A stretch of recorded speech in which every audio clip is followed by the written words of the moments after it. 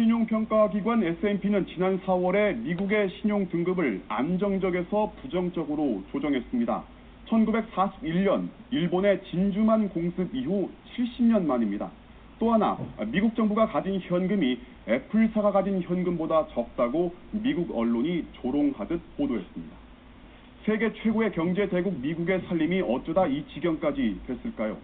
불황 탓도 있지만 방만한 재정 운용, 정책 실패가 더 큰 요인으로 꼽힙니다.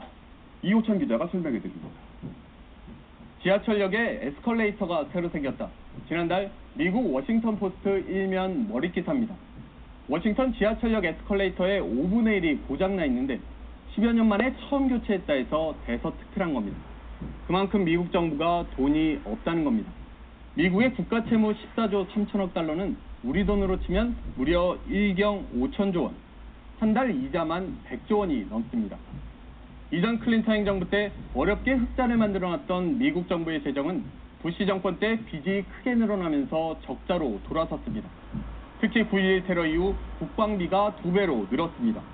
지난해 미국 국방비는 860조 원, 전 세계 모든 국가의 국방비를 합친 것과 맞먹습니다. 여기에 부시 정권이 출범하면서 경기 활성화를 위해 감세 정책을 쳤습니다.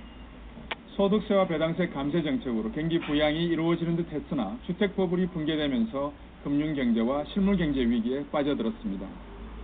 정부 지출은 갈수록 급증하는데 세금 수입은 오히려 줄어들고 당연히 적자가 커질 수밖에 없었습니다. 미국 정부는 이 적자를 채권을 발행해 메워왔습니다. 빚을 내서 빚을 갚는 이른바 돌려막기를 미국 정부가 해온 겁니다.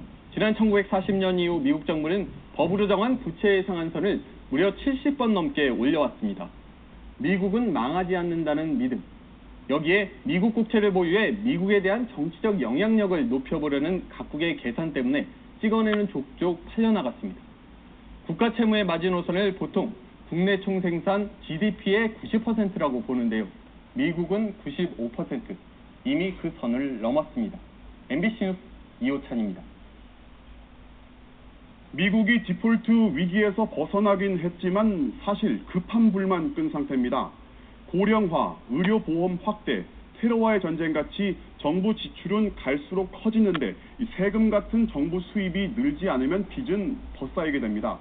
그럼 내년이든 후년이든 또다시 채무 한도를 올려야 할 것입니다. 이번 논란을 지켜보면서 전 세계는 미국의 부도라는 최악의 시나리오가 현실이 될 수 있다는 걸 처음 확인했습니다.